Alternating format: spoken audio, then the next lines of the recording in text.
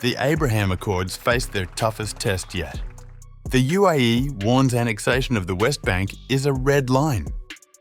Airshow snub and mounting tensions show ties are fraying. And so the world watches. Will the UAE's red line finally hold, or will it be redrawn once again?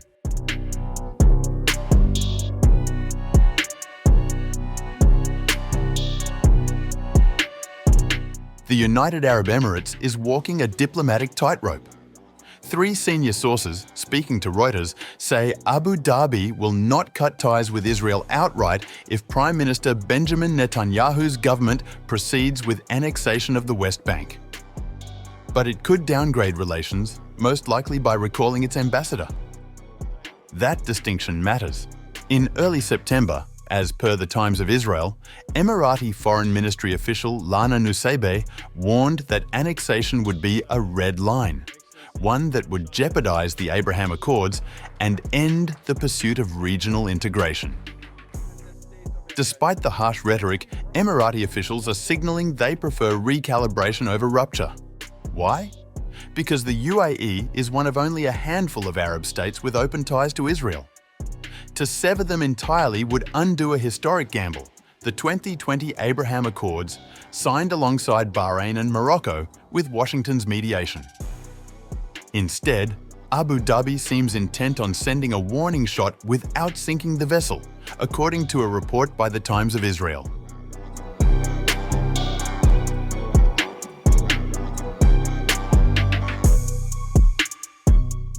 Why is this crisis emerging now?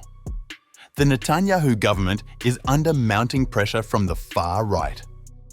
Finance Minister Bezalel Smotrich and National Security Minister Itamar Ben-Gvir are openly calling for the annexation of most of the West Bank.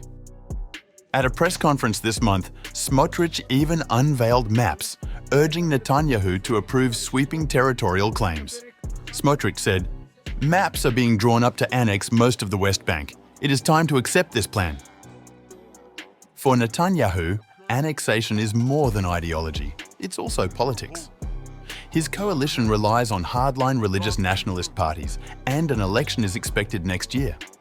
Delivering on annexation could solidify his base.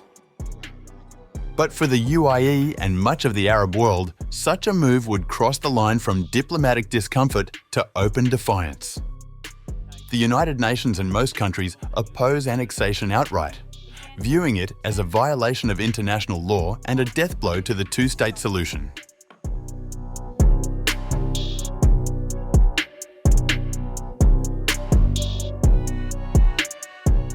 The rift isn't just theoretical. 3 sources, as reported by the Times of Israel, confirm that the UAE has barred Israeli defense companies from participating in the Dubai Airshow this November, the Gulf's flagship aerospace and defense expo. Israeli officials tried to downplay the decision, saying discussions are ongoing.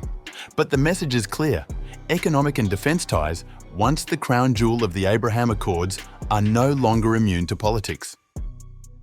Some Israeli officials even claim the airshow snub was retaliation for a controversial strike, an Israeli Air Force raid in Qatar that killed senior Hamas leaders.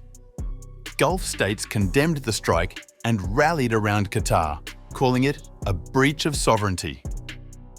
Meanwhile, at an emergency meeting in Doha, Muslim-majority states issued a joint communiqué urging nations to review diplomatic and economic relations with Israel.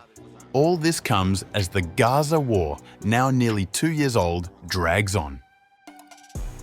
Emirati patience has worn thin with Israel's policies, from military operations in Gaza to changes at Jerusalem's Al-Aqsa compound to Netanyahu's declaration this month that there will never be a Palestinian state. The cumulative effect, a relationship fraying at every seam.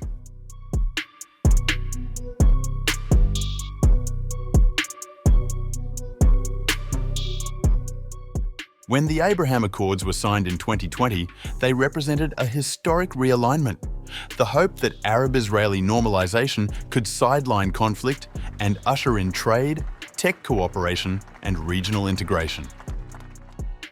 The UAE was central to that vision. Its business hubs in Dubai and Abu Dhabi were meant to serve as a launchpad for Israeli innovation in Arab markets. But 5 years later, that vision is under siege. Emirati officials have repeatedly emphasized that Palestinian statehood is essential for regional stability. Netanyahu, by contrast, has vowed to block Palestinian sovereignty indefinitely.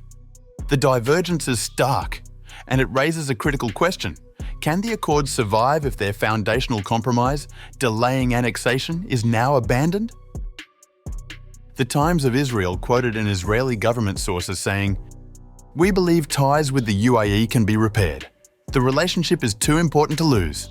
Abu Dhabi's measures, such as recalling an ambassador or blocking defense firms, are reversible gestures, not fatal blows." But the warning signs are everywhere. The deadline Netanyahu once agreed to, postponing annexation for 4 years, has expired. His ministers are pushing forward, and Abu Dhabi is watching closely. The UAE faces a paradox. It wants to preserve the benefits of normalization, investment, intelligence cooperation, and its image as a modern, pragmatic Arab state. But it also cannot ignore public opinion across the Arab world, where annexation of the West Bank is seen as an unforgivable betrayal of the Palestinian cause. Netanyahu, meanwhile, sees annexation as both a domestic political lifeline and a fulfillment of ideological promises. Caught between ambition and survival, the Abraham Accords stand at a crossroads. The Emiratis may not cut ties completely, but each step of downgrading, each withheld handshake, each cancelled exhibition chips away at a relationship that was once heralded as a breakthrough for peace. And so the world watches. Will the UAE's red line finally hold, or will it be redrawn once again?